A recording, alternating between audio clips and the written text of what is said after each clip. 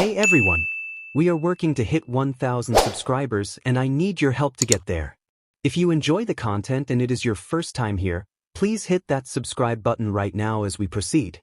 Subscribe to this channel right now because yesterday's Split Squad Spring Training Day delivered the kind of performances that make you stop whatever you are doing and pay full attention, and the complete picture of what happened across both games is considerably more exciting than the individual headlines suggest when you look at them in isolation.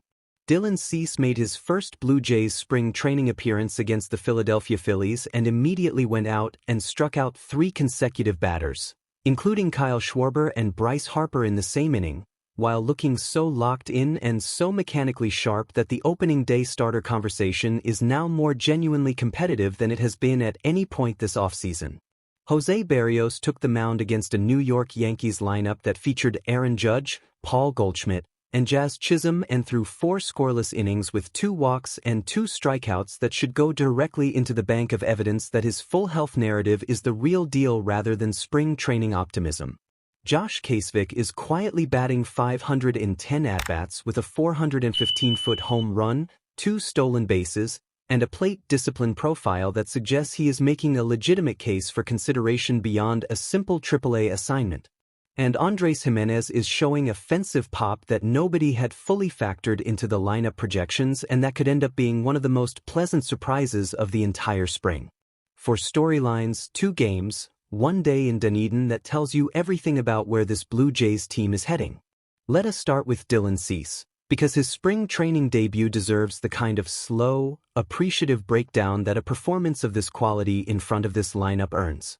The Phillies are not a collection of organizational depth pieces sent to Dunedin to get some innings in before the competitive calendar begins. They brought their lineup. Kyle Schwarber, one of the most dangerous left-handed power hitters in the National League.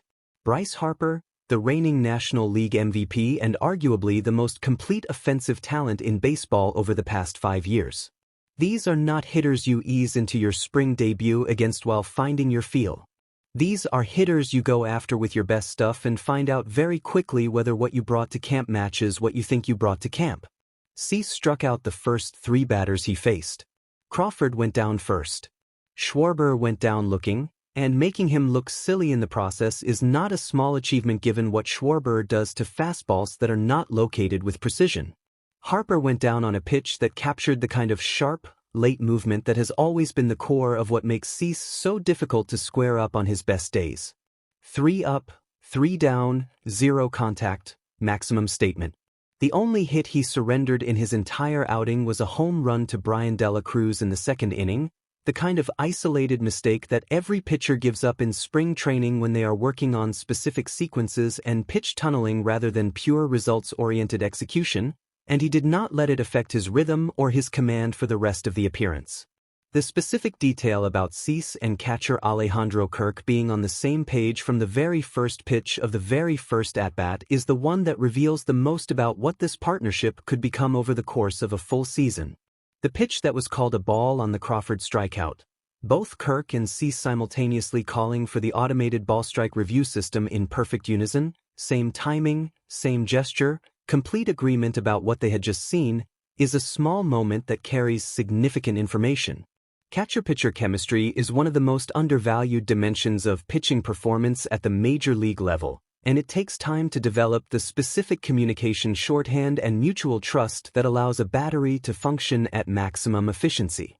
The fact that Cease and Kirk arrived at their first spring training appearance already operating like a partnership that has been refined across multiple seasons together suggests that the work they put into their preparation before camp opened has been substantial and effective.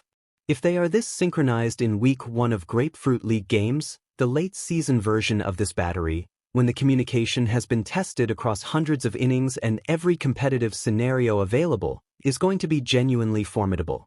The opening day starter conversation involves both Cease and Kevin Gausman, and while there is a strong sentimental and performance-based case for giving Gausman that honor in what may be his final year as a Blue Jay, the performance Cease produced yesterday in his first outing is going to make that decision considerably more difficult for John Schneider than it might have appeared before the Phillies game. Jose Berrios doing what he did against the Yankees lineup in the other split squad game deserves its own extended appreciation, because the opponent context makes the 4 scoreless innings considerably more significant than generic spring training pitching stats typically are. This was not a lineup of AAA call-ups and roster fillers trying to get some at-bats before their regulars arrive. The Yankees brought Aaron Judge, who bats second in that lineup and represents the most feared individual hitter in the American League. They brought Paul Goldschmidt, a former National League MVP and one of the most disciplined and dangerous right-handed hitters in the sport. They brought Trent Grisham leading off, Jazz Chisholm hitting third, Austin Wells behind the first 3. A competitive, major league quality offensive lineup that was sent to Dunedin to get meaningful competitive repetitions against legitimate pitching. Berrios threw 4 innings against this group. Scoreless. 2 walks. 2 strikeouts. His velocity was back at 93 miles per hour after the cold weather of his previous outing had suppressed it in a way that generated more concern than the situation warranted. The bicep tendon issue that compromised his entire 2025 season, the injury he pitched through for months before the diagnosis finally came in September, is apparently behind him in a way that his body is now demonstrating on the mound rather than simply describing in pre-game media availability. A healthy Jose Berrios pitching as the 4th or 5th starter behind Gausman, Cease, Savage, and Scherzer is a rotation depth piece that most contending teams would be overjoyed to have. The Blue Jays have him in that exact role, and yesterday's performance against that exact lineup is the most convincing evidence yet that they made the right decision keeping him rather than pursuing the trade scenarios that were being discussed throughout the winter. Now let us talk about the player who has been turning heads quietly and who deserves more mainstream conversation than the coverage of the obvious rotation stories has allowed him to receive, Josh Keseivik. He is 25 years old. He has spent the last couple of years dealing with injuries that interrupted what was shaping up to be an accelerating development arc toward the major leagues. This is his first invitation to spring training where he actually gets to participate in games rather than simply observing from an organizational prospect perspective. And he is batting .500 in 10 at-bats with a 415-foot home run, 2 stolen bases, 2 walks, 3 runs scored, and 2 RBI. The stolen bases deserve specific acknowledgement because speed is the one offensive dimension the Blue Jays roster currently lacks in a meaningful way, and a player who can get on base, hit for power, and still run effectively on the bases is the kind of multi-dimensional contributor that championship-caliber benches are built around. The plate discipline numbers: 5 hits in 10 at-bats with 2 additional walks, meaning he has reached base safely in 7 of 12 plate appearances, suggest a hitter who is not simply swinging freely and making contact on fortunate pitches but rather identifying what he wants to hit and letting everything else go by. The World Baseball Classic departures over the coming days are going to give Keseivik extended time against the major league tier players who remain in camp, and if he continues performing at this level in that elevated competition, the conversation about his opening day role is going to become considerably more interesting than a simple AAA assignment would suggest. Andrés Giménez continues to show the kind of offensive pop that his postseason performance hinted at but that nobody was fully projecting as a sustainable regular season contribution. He handled himself as a major offensive force in the postseason run that got the Blue Jays through the decisive moments of their playoff series, and what he is demonstrating in spring training suggests that performance was not a pressure-elevated outlier but rather a preview of what a fully healthy and fully engaged Giménez looks like when his body is cooperating with his competitive intentions. Projecting him as the everyday shortstop in the spot vacated by the departure of a franchise cornerstone requires offensive production that he has historically delivered inconsistently, but the spring training evidence is pointing toward a player who has found something in his approach that translates.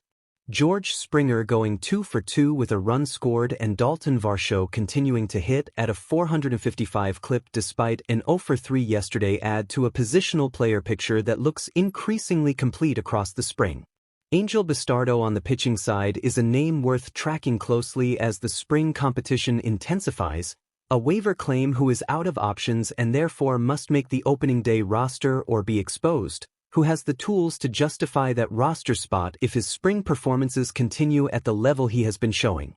The spring training record stands at 2-5 and does not matter in any meaningful sense, which Gaussman and the coaching staff and every veteran in this organization understands and which the fan base should internalize rather than treating the win-loss line as a data point that tells you anything about what this team is capable of when the games count.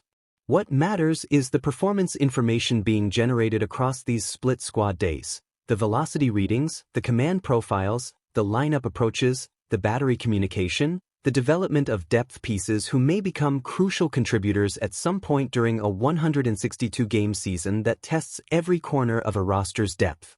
On all of those dimensions, yesterday was a very good day for the Toronto Blue Jays. Drop everything you are thinking in the comments right now. Does Dylan Cease striking out Schwarber and Harper in the same spring training inning make you believe he is going to be a legitimate Cy Young Award contender this season? Does Berrios throwing 4 scoreless innings against the Yankees lineup change your expectations for what he delivers as a starter in 2026? And is Josh Keseivik doing enough to earn a spot on the opening day roster rather than a AAA assignment? Get every opinion into the comments immediately, smash that like button, subscribe to this channel for the daily Blue Jays coverage that keeps you ahead of every development from Dunedin, and share this video with every Blue Jays fan who needs to see what is building in Florida right now. The season is getting close. The rotation looks loaded. And this team is coming. Let us go Blue Jays.